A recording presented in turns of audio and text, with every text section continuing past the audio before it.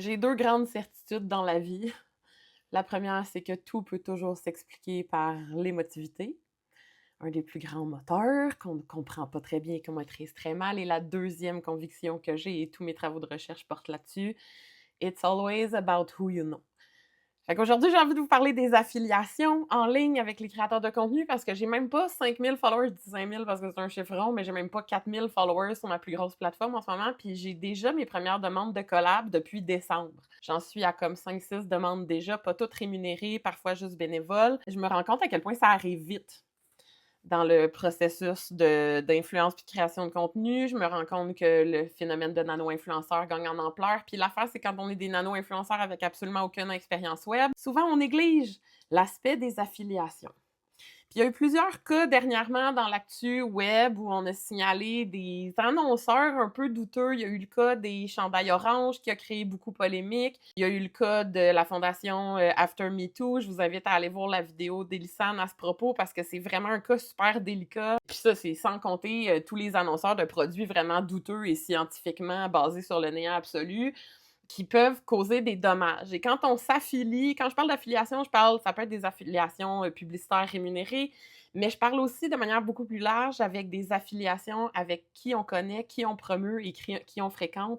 Parce que tout ça, quand vous affichez publiquement des affiliations, ça peut vraiment avoir un impact sur vous. À la base, ça peut nuire à votre réputation, mais nuire à votre réputation, c'est un risque que vous prenez de manière individuelle. C'est-à-dire que, tu sais, avec une mauvaise affiliation, on peut passer pour quelqu'un qui est un sell-out qui pense juste à faire du cash. On peut passer pour quelqu'un que tout ce qu'on veut, c'est avoir de l'air crédible dans l'univers des créateurs de contenu, d'essayer de gagner du clout, à s'affilier avec des organismes un peu douteux ou des personnes pas très fréquentables, on peut passer pour quelqu'un d'un peu irresponsable qui fait pas toutes les vérifications nécessaires. Puis un des plus gros risques, celui qui est souvent associé avec des cas de cancellation, en fait, c'est qu'on peut se mettre à faire la promotion de choses qui sont complètement en contradiction avec des core values qu'on essaie de véhiculer. Et ça, quand on a un comportement en ligne promotionnel ou d'affiliation qui est contraire à nos valeurs, ou des valeurs qu'on promeut depuis vraiment longtemps, les gens le savent immédiatement et on passe pour des gens qui manquent d'intégrité. Et ça a une conséquence très directe.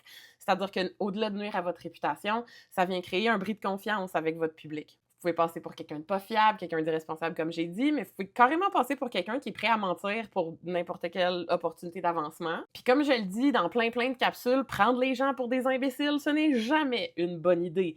Et ça, tout ce que ça peut avoir comme impact, en fait, c'est qu'ultimement, les gens vont arrêter de vous écouter. Fait qu'à moyen et long terme, ça a un direct impact sur l'engagement que vous allez avoir sur votre contenu. C'est super risqué pour vous. Si ce que vous voulez, c'est une longévité avec votre image en ligne ou votre image publique. Puis là, ça, c'est sans parler de tout ce que ça peut avoir comme conséquence directe sur vos finances. C'est-à-dire que pour des partenariats rémunérés, vous pourriez vous faire embobiner par des scams. Ça pourrait avoir des conséquences de piratage. Vous pourriez vous faire voler carrément. Fait que là, on est dans le vraiment plus pragmatique. Puis là, je parle en particulier des petits nano-influenceurs, mais tout ce que je viens de dire s'applique à n'importe quel créateur de contenu, sauf que ce que je vais dire là, ça s'adresse surtout aux très gros créateurs de contenu qui ont beaucoup de clout et qui ont beaucoup de followers. Avoir ce genre d'affiliation-là ou négliger l'impact d'une mauvaise affiliation, ça peut facilement backfire sur vous de deux manières. La première, c'est que ça peut nuire à votre réputation pour toutes les raisons que je viens de dire. Et la deuxième, c'est que vous allez donner de la crédibilité et vous allez contribuer à légitimer des gens que peut-être que vous connaissez pas très bien, peut-être que c'est des gens qui n'ont pas les valeurs nécessairement en bonne place, il faut faire attention à nos relations parasociales. Vous pouvez vous traîner de votre following du côté de gens que peut-être vous maîtrisez pas leur contenu ou leur message global, puis ça peut avoir vraiment un impact social important. Fait qu'il faut être vraiment vigilant sur qui on dépose des nouveaux followers et où est-ce qu'on entraîne les gens à qui on parle. Parce que ça aussi, ça peut créer un bris de confiance, mais plus largement, ça peut créer des problèmes sociétaux vraiment plus graves. Fait que comment on fait, en fait, pour faire vraiment attention à être très vigilant au niveau des affiliations auxquelles on dit oui? Je vais vous donner des trucs. Vous allez voir, c'est une longue liste et c'est beaucoup de travail, mais c'est vraiment important et je pense que ça devrait être au centre des stratégies de com en ce moment auprès des créateurs de contenu avec toutes les scams qui circulent, puis toute l'espèce d'instrumentalisation qu'on fait des expertises en ce moment, c'est vraiment facile d'être trompé. Fait que voici comment on procède. La première étape, ça va être d'écouter les red flags. L'écouter les red flags, ça veut dire essayer c'est évident, c'est qui vous contacte? C'est qui cet être humain-là? Comment cet être humain-là vous a contacté? C'est-tu par inbox? C'est-tu par courriel? Si c'est par inbox, c'est un compte perso associé à une vraie personne?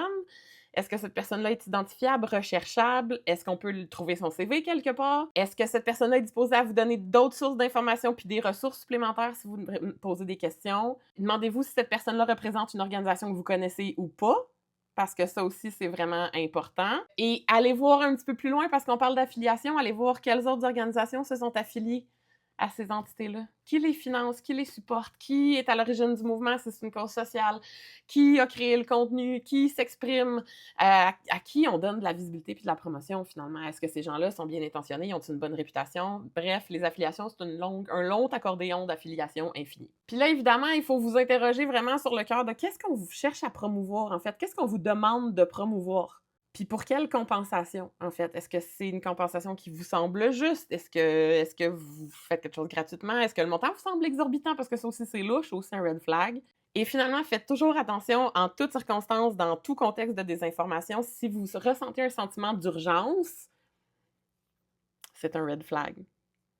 Contacter un influenceur pour qu'il crée du contenu la semaine prochaine, il faut vraiment filmer vite, vite, vite. C'est pas logique dans le contexte. D'habitude, il y a des contrats, des back and forth de courriel avec des questions puis des réponses. Les agences qui sont organisées puis les organisations crédibles vont avoir un sens de l'organisation sur un calendrier beaucoup plus long. Fait que le sentiment d'urgence est vraiment un red flag aussi. Faites vos recherches aussi, allez voir le site web, à supposer qu'il y en ait un, on vous le souhaite. Assurez-vous de lire en masse sur ce site web-là. Allez pas juste voir la homepage, allez voir la section à propos, justement, qui sont les personnes responsables. S'il n'y en a pas, c'est un red flag. Allez voir la section fac. Bref, allez faire le grand tour de l'organisation. Allez voir aussi les réseaux sociaux de la même manière, puis regardez pas juste la bio, regardez du contenu, puis remontez un peu plus loin, voir si ça se trimballe pas des vieux discours un peu weird. Après ça, allez voir la couverture médiatique de l'organisation, à supposer qu'il y en a une. S'il y en a pas, faites attention, soyez prudents. Allez voir des sites de reviews externes, des tierces parties, allez voir la réputation de l'organisation à l'extérieur. Pour ça, vous pouvez même aller voir des conversations Reddit, Redditer le nom de l'organisation ou des personnes impliquées. Puis essayez de clarifier ce que vous comprenez pas. S'il y a des informations floues dans l'offre qu'on vous fait ou dans l'entente de collab ou de partenariat, assurez-vous de clarifier les choses qui sont pas claires et poser des questions. Par exemple, dans une des offres de collab que j'ai reçues récemment pour gratuit, là, c'était une collab gratuite pour une cause, en fait, c'était l'agence Rethink qui représentait Urbania dans sa campagne Inscrit un proche à notre infolette à une autre perspective. Cette campagne-là, elle dure encore d'ailleurs, là, si ça vous tente d'aller inscrire un proche qui a des drôles d'idées, un peu Maple Maga, vous pouvez encore aller le faire, sauf que quand j'ai reçu cette invitation-là, il a fallu que je pose des questions en tant que professionnelle des coms parce que j'ai fait « OK, mais là, il me demande de rentrer l'adresse courriel d'un de mes proches dans un dispositif. Ça tend à être en contradiction avec la loi actuelle qui dit que les organisations n'ont pas le droit de contacter par courriel des gens qui ne se sont pas inscrits eux-mêmes. » Fait que j'ai posé la question « Est-ce que vous respectez, je pense que c'est la loi 25, est-ce que vous respectez la loi 25 avec les courriels? » Et là, la fille, en promo, m'a dit « Un instant, j'envoie ton courriel à une supérieure, elle va te revenir avec plus de détails là-dessus. » Puis elle a été en mesure de me confirmer qu'il respectait la loi, que c'était conforme, qu'il avait fait les vérifications nécessaires, puis pourquoi c'était conforme, puis comment ça marchait, ce dispositif-là. Fait que, bref, je peux vous recommander cette campagne-là. Je vais vous mettre le lien au pire en bio pour aller inscrire un proche. Faites attention aussi au contexte général. Fait que, faites attention à ce qui va être bien reçu ou pas. Consommer local, la surconsommation. Fait que recommander du fast fashion en ce moment, c'est pas super hot. Faites attention au marketing d'affiliation avec des compagnies impliquées, politiquement comme Amazon, par exemple. Et faites particulièrement attention aux causes sociales. Parce que les causes sociales, il y a d'autres enjeux. Quand on choisit de faire la promotion de causes sociales, que ce soit des individus engagés ou des organisations dans le paysage médiatique en ce moment, malheureusement, il y a énormément d'organisations qui vont instrumentaliser des causes sociales. Peu importe les raisons, là, ça peut être pour contribuer à des initiatives de relations publiques, ça peut être pour faire du cash sur le dos du monde, ça peut être tout simplement des initiatives mal informées ou de manière sommaire là, des organisations qui véhiculent un message assez nocif. Fait que si vous êtes le genre d'influenceur, de créateur de contenu qui fait des échanges de visibilité avec des organisations pour des causes sociales, vérifiez davantage les choses suivantes. D'abord, interrogez le cadrage, la matière ou l'information qui est donnée sur ces sites-là, puis provient de qui? C'est-tu des avocats? C'est-tu des travailleurs de terrain? C'est des psychologues? C'est qui est-ce qui donne l'expertise et quel est le cadrage? Interrogez les expertises mobilisées et les intervenants. C'est qui les gens qu'on a mobilisés justement pour créer le contenu ou donner l'information.